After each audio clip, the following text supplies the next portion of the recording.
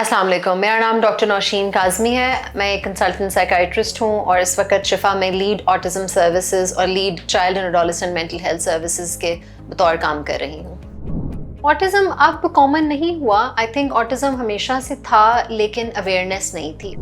Hand flapping का sign बहुत common है, लाइनिंग अप द टॉयज़ है, टिप टो वॉकिंग है।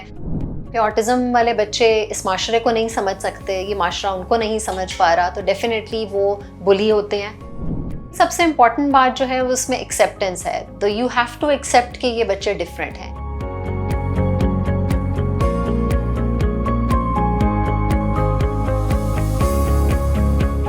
ऑटिज़म स्पेक्ट्रम डिसऑर्डर एक न्यूरो डेवलपमेंटल कंडीशन है, यानी कि ये तब डेवलप होता है जब बच्चे का ब्रेन डेवलप हो रहा होता है। जब बच्चा माँ के पेट में होता है तब ये कंडीशन डेवलप होती है। ये दूसरी चीज़ों से या दूसरे न्यूरो डेवलपमेंटल डिसऑर्डर से इस तरह मुख्तलिफ है कि इसके साइंस या इसके सिम्टम्स या इसमें बच्चे का बिहेवियर बिल्कुल मुख्तलिफ होता है। इसमें बच्चा मेनली जो है वो सोशली स्ट्रगल करता है और इमोशनली स्ट्रगल करता है।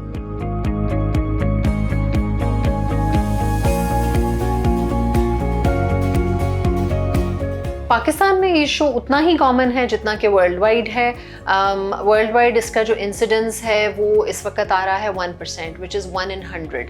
हमारे पास जो लास्ट डेटा है अराउंड 2 से 3 साल पुराना है, जिसमें अराउंड 3.5 लाख बच्चे ऑटिज़म स्पेक्ट्रम डिसऑर्डर का शिकार हैं और डायग्नोज्ड केसेस हैं। इसके अलावा अनडायग्नोज्ड केसेस भी डेफिनेटली बहुत सारे हैं। तो आई एम श्योर कि जो 3.5 लाख की फिगर है वो एग्जैक्ट नहीं है और मोस्ट रिसेंट भी नहीं है।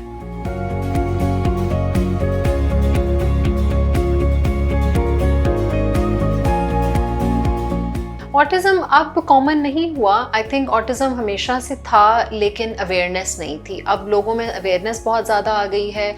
यूट्यूब पे या मीडिया पे बहुत ज़्यादा इसके बारे में कैंपेन्स होती हैं। अब ऑटिज़म अवेयरनेस मंथ है अप्रैल का, तो उस पे बारे में बात बहुत ज़्यादा की जाती है। तो जो हमारी मदर्स हैं वो बहुत ज़्यादा स्विच्ड ऑन हो गई हैं। इवन 14-15 महीने के बच्चे हैं, उनमें वो साइंस देख रही होती हैं या उनको बहुत विजिलेंटली मॉनिटर कर रही होती हैं। पिछले कुछ 10-15 सालों में स्क्रीन का इस्तेमाल क्योंकि बहुत ज़्यादा हो गया है और स्क्रीन का एक्सपोजर बहुत ज़्यादा हो गया है, तो भी पेरेंट्स की अवेयरनेस बहुत ज़्यादा हो गई है।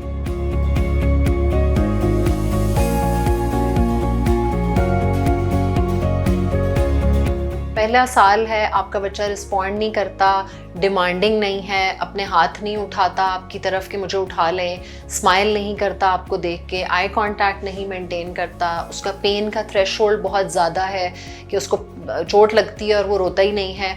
ये कुछ साइंस हैं जो फर्स्ट ईयर के हैं। और स्पीच ज़ाहिर है डिले होती है, बैबलिंग वो कर रहा है लेकिन कोई सिंगल वर्ड्स नहीं आ रहे, ना वो मामा बाबा कुछ भी नहीं बुला रहा। इसी तरह पे जब बच्चा बड़ा होता जाता है तो वो सोशली इंटरेक्ट नहीं करता, सॉलिटरी प्ले होता है, अपने आप में खेल रहा है, एक ही बिहेवियर को बहुत रेपिटेटिवली कर रहा है। हैंड फ्लैपिंग का साइन बहुत कॉमन है, लाइनिंग अप द टॉयज़ है, टिप टो वॉकिंग है।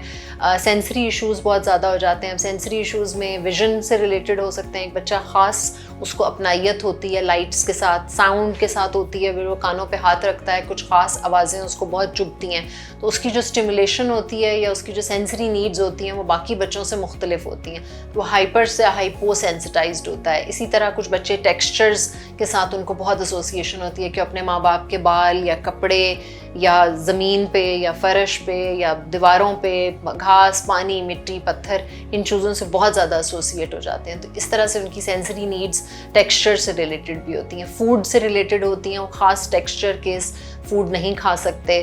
स्मेल से होती हैं कुछ बच्चों को कि वो ख़ास चीज़ों के स्मेल को बर्दाश्त नहीं कर सकते।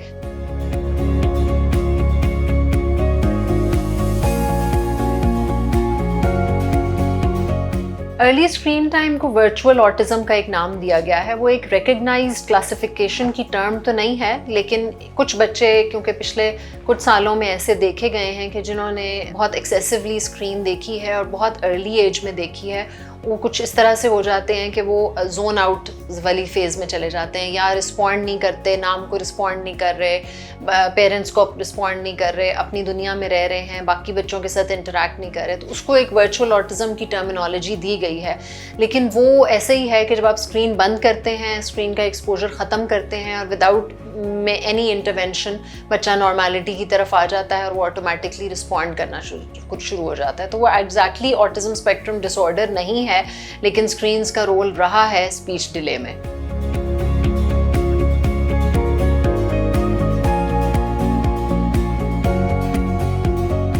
लेकिन जेनेटिक कॉजेज़ बहुत सारे हैं। कुछ ब्रेन डेवलपमेंट में चेंजेस आती हैं। Maternal stress in pregnancy is one of the major factors in developing autism spectrum disorder। मेरा शिफा में 3-4 साल का एक्सपीरियंस रहा है, उसमें ये मैंने बहुत कॉमन देखा है कि जो मदर्स जो हैं जिनको ड्यूरिंग द प्रेगनेंसी स्ट्रेस रहा है या stressful pregnancy because of any physical या मेंटल इलनेस रही है, प्लस फिर प्रेगनेंसी के बाद भी वो बहुत स्ट्रेस्ड आउट रही हैं, उन बच्चों में definitely autism spectrum disorder diagnose ज़्यादा किया गया है।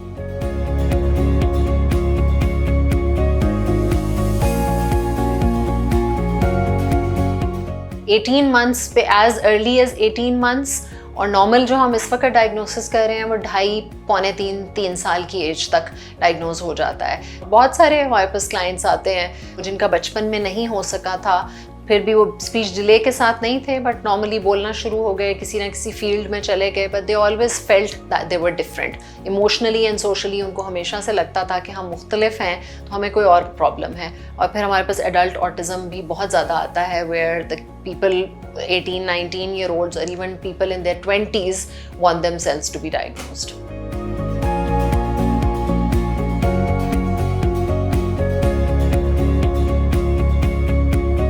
ट्रीटमेंट ऑप्शंस में आपके पास थेरेपीज हैं, speech therapy, behavioral therapy and occupational therapy. As the name suggests, speech therapy is for development of speech, behavior is for the development and control of behavior, and occupational is mainly for the sensory issues of these children.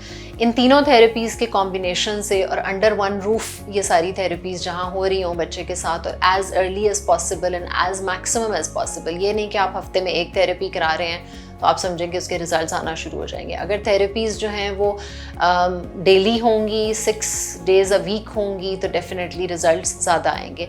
Medication का इस्तेमाल इसमें बहुत ज़्यादा नहीं होता। Medication हम only उन्हीं cases में यूज़ करते हैं जब ऑटिज़म के साथ हमें कोई और प्रॉब्लम फेस आ रहा हो। फॉर एग्जांपल ऑटिज़म के साथ ADHD आ रहा हो तो दवाई यूज़ हो सकती है, ऑटिज़म के साथ स्लीप इश्यूज़ आ रहे हों तो दवाई यूज़ हो सकती है, ऑटिज़म के साथ बिहेवियरल एग्रेशन आ रही हो जो बिहेवियरल थेरेपी के थ्रू सॉर्ट आउट नहीं हो रही तो दवाई यूज़ हो सकती है, या आगे जाके लेटर एजेस में जब टीनेजर्स होते हैं उनमें एंग्जाइटी, डिप्रेशन या ऑब्सेसिव कंपल्सिव डिसऑर्डर टाइप की बीमारियां हों तो मेडिकेशन यूज़ की जाती है। एडल्टहुड में भी सेम ट्रीटमेंट होते हैं depending on the type of their needs.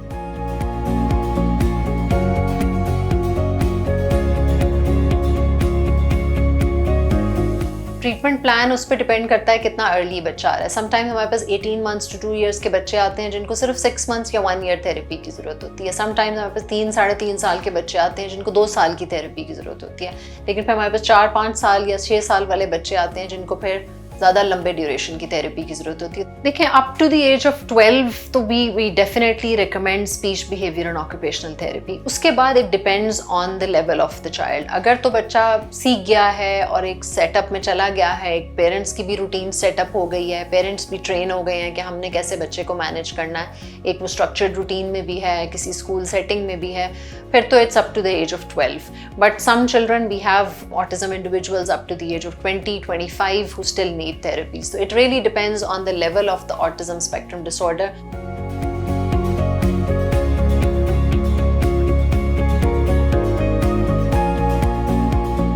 I think autism prevent पता नहीं हम कर सकते हैं या नहीं कर सकते। हाँ, अवेयरनेस फैला सकते हैं, लोगों को ट्रेन कर सकते हैं, बेटर स्कूल्स ओपन कर सकते हैं, बेटर टीचर्स ट्रेन कर सकते हैं, मदर्स की प्रेगनेंसीज़ को लेस स्ट्रेसफुल बना सकते हैं, फैमिलीज़ को बेहतर सपोर्ट कर सकते हैं, और ये काउंसिल कर सकते हैं कि अगर आप कुछ साइंस देख भी रहे हैं as early as 18 months to 2 years तो प्लीज़ सीक हेल्प। आप ये ना समझें कि बच्चा 4 साल का होगा तो बोल पड़ेगा, वो नहीं बोलेगा तो आपने तो टाइम ज़ाया कर दिया, आपने 4 years उसके ज़ाया कर दी। हमारे पास बहुत लेट आते हैं कुछ लोग, 4.5-5 साल पे, और फिर उनका सवाल होता है कि क्या ये ठीक हो जाएगा, और उस वक्त हमारे पास उम्मीद दिलाने के लिए बहुत कम होती है, बिकॉज आप अगर 5 ईयर्स से पहले आपने उसकी थेरेपीज शुरू नहीं की तो वो उस तरह से डेवलपमेंट नहीं होगी जिस तरह से बाकी बच्चों की हो रही है जिन्होंने 18 मंथ्स या 2 ईयर्स पे थेरेपीज शुरू की थी। तो एज अर्ली एज पॉसिबल अगर आप ले आते हैं तो डेफिनेटली आप अर्ली हेल्प सीख करते हैं, खुद भी बेहतर ट्रेन होते हैं और बच्चे को भी बेहतर ट्रेन करते हैं।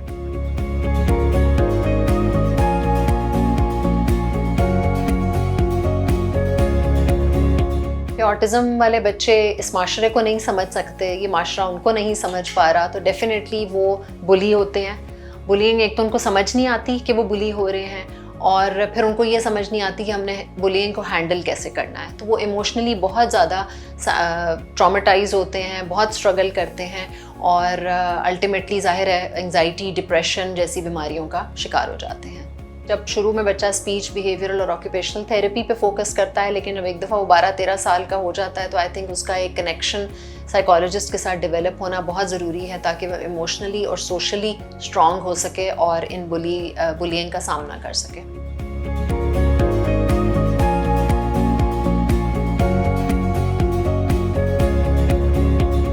इंक्लूसिव सेटअप जो है that is more important for these children depending on the level of their autism. अगर तो माइल्ड मॉडरेट स्टेज पे है, ऑटिज़म स्पेक्ट्रम डायग्नोज किया है, तो फिर with extra support in inclusive school systems ये बच्चे आराम से फंक्शन कर सकते हैं। अगर सवेयर एंड पे है, नॉन वर्बल है, इंटेलेक्चुअल डिसेबिलिटी भी साथ है, स्पेशल नीड्स हैं, IQ बहुत लो है, तो फिर they are classified into special school system. Depending on the need of the child you would classify them into either inclusive or special. Inclusive setup के तो ये हैं कि डेफिनेटली आई थिंक प्रोज ज़्यादा हैं, कॉन्स शायद नहीं हैं। आई वुड डेफिनेटली सजेस्ट कि ऐसे बच्चे इंक्लूसिव स्कूल सेटअप में रहें क्योंकि वहाँ की टीचर्स ज़्यादा ट्रेंड होती हैं, they are able to manage these neuro developmental children. और जो स्पेशल स्कूल की टीचर्स हैं definitely they are better managed in terms of behaviour as well, in terms of speech as well. तो definitely cons तो इतने नहीं हैं, I would say pros ज़्यादा हैं इन terms of managing these children. हाँ, मेन स्ट्रीम स्कूल में जब ये बच्चे आप इनरोल करते हैं, माइल्ड वाले तो नहीं लेकिन मॉडरेट टू सिवियर वाले, तो फिर कॉन्स ज़्यादा हो जाते हैं because the teachers are not equipped to manage these children, the school is not equipped to manage these children, और बाकी बच्चे जो हैं उनकी लेवल ऑफ अंडरस्टैंडिंग जो है वो भी नहीं होता क्योंकि वो नॉर्मल बच्चे होते हैं and they cannot identify that these kids are a bit special or they are a bit different and we need to deal with them in a different way.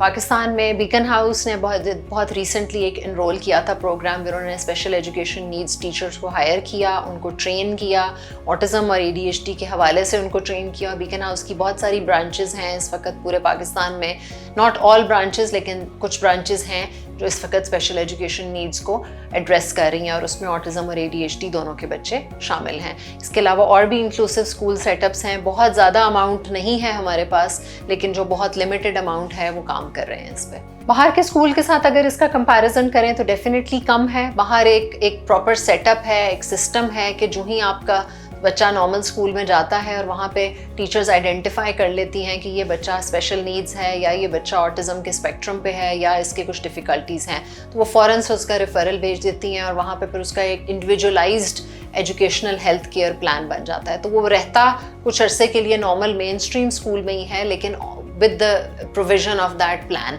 तो टीचर्स जो हैं वो उस प्लान को follow करती हैं और उस बच्चे को extra attention and 1-to-1 attention के साथ चलाती हैं। फिर एक स्टेज आती है जब उनको लगता है कि ये प्लान काम नहीं कर रहा और ये बच्चा प्रॉबेबली एक स्पेशल इंक्लूसिव सेटअप में रहेगा, तो फिर they have inclusive school setups around in the country where they can enrol these children.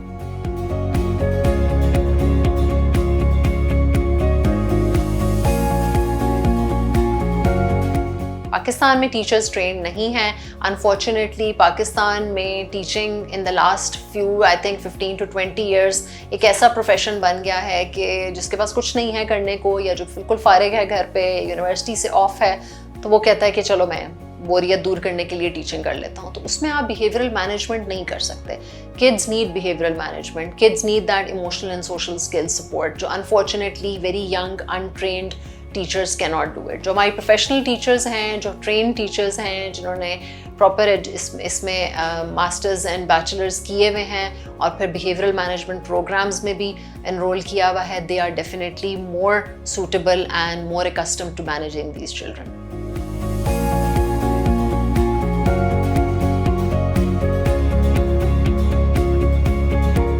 I think teachers have a major role here. We did a autism awareness seminar early this month और उसमें हमने teachers को भी invite किया था, and we had a huge feedback from the teachers that they were overwhelmed and they were very overjoyed with the session. क्यों? क्योंकि उनकी understanding develop होती है कि उन्होंने किस तरह से नॉर्मल बच्चों को या जो न्यूरोटिपिकल बच्चे हैं उनको आइडेंटिफाई करके ये बताना है कि इन बच्चों का ख्याल हमने कैसे रखना है, इन बच्चों को हमने कैसे इंक्लूड करना है in the society, in the school, और कैसे हमने उनकी स्कूल लाइफ को इंजॉयबल बनाना है. बच्चे डेफिनेटली टीचर्स की बात ज़्यादा सुनते भी हैं, समझते भी हैं, मानते भी हैं.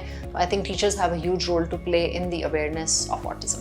Awareness seminars in the schools is important. हम हर साल करते भी हैं और प्रमोट भी करते हैं कि जो नॉर्मल न्यूरोटिपिकल बच्चे हैं उनको ऑटिज़म के साइंस एंड सिम्टम्स पता होने चाहिए, उनको आइडेंटिफाई होना चाहिए कि ये हमारा जो क्लासमेट है ये डिफरेंट है, ये बच्चा जो है ये डिफरेंट है, इसकी सेंसरी नीड्स ऐसी हैं, ये ब्रेक टाइम पे थोड़ा ओवरवेल्म हो जाता है, या जब हम लंच बॉक्सेस खोलते हैं तो हमारे खानों की स्मेल से ये बच्चा ओवरवेल्म हो जाता है. तो ये सारी चीज़ें हैं जो आप साइंस एंड सिम्टम्स के साथ साथ बच्चों को सिखा सकते हैं ताकि उनकी जो इमोशनल जो सपोर्ट है वो ये बच्चों को दे सकें.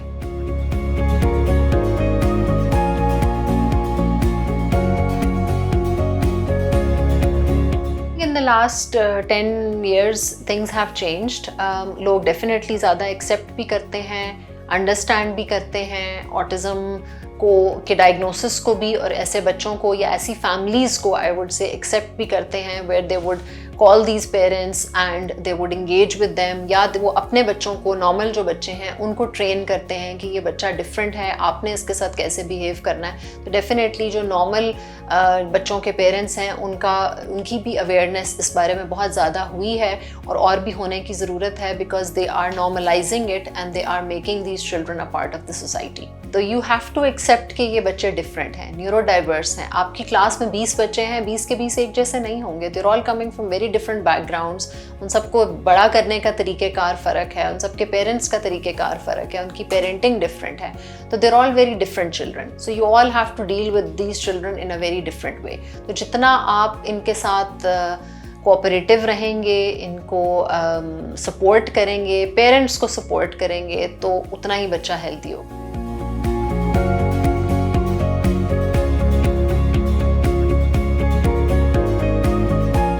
It's a lot of stigma around their social life. तो वो kind of isolated हो जाते हैं ऐसे पेरेंट्स. वो अपने रिश्तेदारों के घर, शादियों पे आना जाना बाहर छोड़ देते हैं, या एक बंदा जा रहा है और एक बंदा घर बैठा हुआ है, बिकॉज वो उस बच्चे को सोसाइटी के सामने एक्सपोज नहीं कर पाते क्योंकि वो सोसाइटी उस बच्चे को एक्सेप्ट नहीं करती. तो जब तक पेरेंट्स की अपनी एक्सेप्टेंस नहीं होगी या उनकी अपनी मेंटल हेल्थ अच्छी और स्ट्रॉन्ग नहीं होगी, तब तक वो उस बच्चे को सपोर्ट नहीं कर सकेंगे. जितना जल्दी और जितना अर्ली पेरेंट्स उस चीज़ को अंडरस्टैंड कर लेते हैं कि बच्चा हमारा डिफरेंट है, हमें उसको मुख्तलिफ तरीके से डील करना है, हमने सोसाइटी का मुकाबला करना है, हमने हर जगह लेके भी जाना है और हमने हर जगह इसको फेस भी कराना है, तो वो बच्चे डेफिनेटली ज़्यादा आउटगोइंग, ज़्यादा आउटस्पोकन और ज़्यादा हेल्दी ग्रो आउट करते हैं.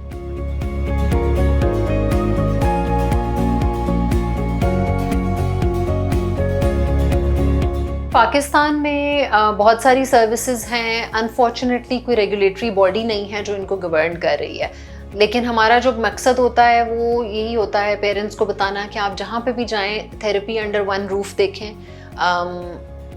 सारी speech, behaviour, occupational and even physiotherapy, they all should be under one roof and depends on the training of these individuals who are providing these therapies. तो हमारे पास ज़ाहिर शिफा में हमारा पूरा रिहेबिलिटेशन डिपार्टमेंट है who is running this. Islamabad में और भी बहुत सारे सेंटर्स हैं जो कि ये काम कर रहे हैं.